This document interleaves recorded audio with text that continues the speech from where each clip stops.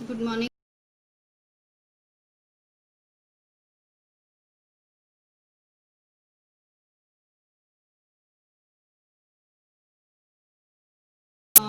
दो फील्ड्स देखे हैं, एक तो इलेक्ट्रिक फील्ड होता है और एक मैग्नेटिक फील्ड। तो इलेक्ट्रिक फील्ड के कारण जितना फोर्स क्रिएट होता है वो एफ ए, और मैग्नेटिक फील्ड के कारण जितना फोर्स क्रिएट होता है वो एफ एम।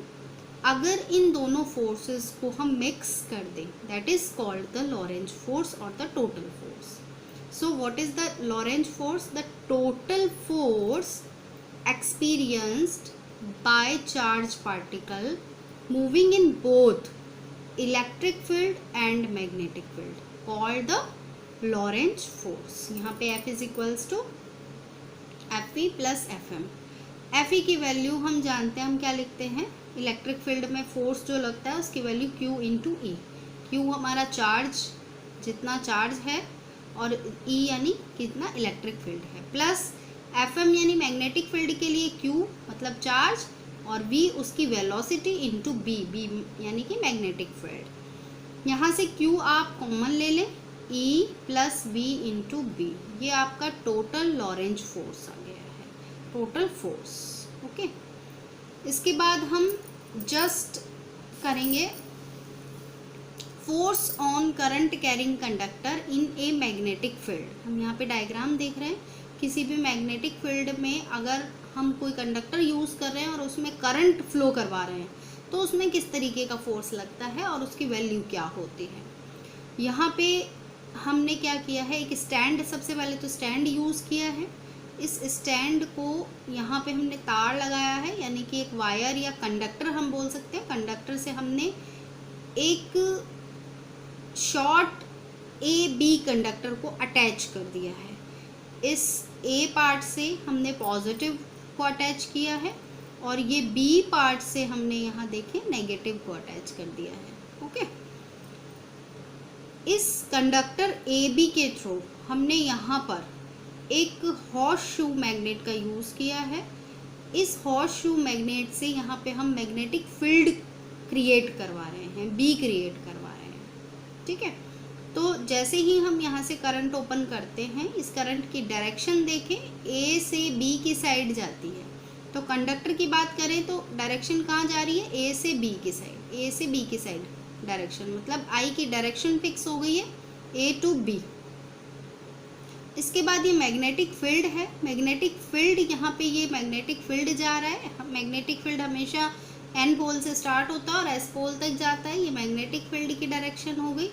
तो मैग्नेटिक फील्ड और आई के कारण यहाँ पे एक फोर्स लगेगा, जिससे क्या होगा, ये कंडक्टर लेफ्ट साइड में मूव करेगा। और अगर हम करंट की डायरेक्शन अपोजिट कर दें तो इसकी मूविंग डायरेक्शन भी अपोजिट हो जाएगी। ओके, यहाँ पे हम इसका एक्सप्रेशन देखते हैं। कंसीडर कर रहे हैं हम एक कंडक्टर को, जो कंडक्टर हमने अभी देखा था, और एल लेंथ का है, ये ए क्रॉस सेक्शन एरिया है इसका, करंट आई है, बी मैग्नेटिक फील्ड एक्सर्ट करता है जब हम उसमें करंट प्रोवाइड करते हैं। करंट यानी कि electron drift towards left with V D. V D मतलब ड्रिफ्ट वेलोसिटी। ड्रिफ्ट वेलोसिटी के साथ में जब इलेक्ट्रॉन उसके ड्रिफ्ट करते हैं तो उस समय हम मैग्नेटिक फील्ड एक्सर्ट होता है इसमें। तो हर एक इलेक्ट्रॉन जो होता है वो एक मैग्नेटिक लॉरेंज फोर्स एक्सर्ट करता है, ये एक्सपीरियंस करता है। उसकी वैल्यू क्या होती है? F is equals to minus E V D into B.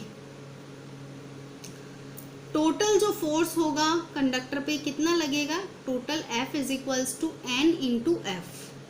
F यानी स्मॉल एफ। यहाँ पे ये जो n है ये टोटल नंबर ऑफ आपका इलेक्ट्रॉन है। n is equals to small n into volume. Volume कितना? a into L. इस n की वैल्यू को हम पुट कर देते हैं और f की वैल्यू को भी यहाँ पे पुट कर देते हैं।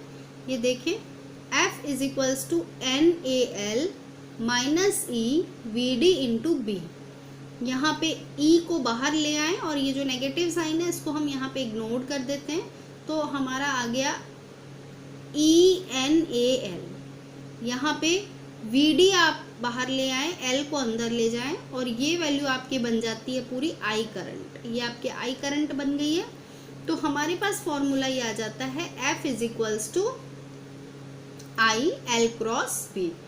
क्रॉस को इसको हटा देते हैं तो हमारे पास साइन आ जाता है, तो आई बी एल साइन थीटा।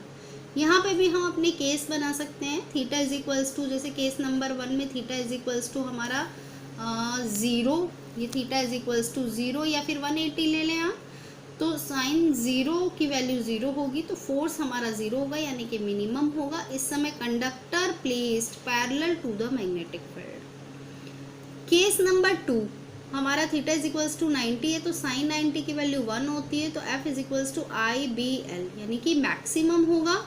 और conductor placed perpendicular to the magnetic field. यहाँ पे हम इसकी डायरेक्शन भी फाइंड आउट कर सकते हैं। डायरेक्शन फाइंड आउट करने के लिए हम लेफ्ट हैंड रूल का यूज़ करते हैं। Okay, thank you.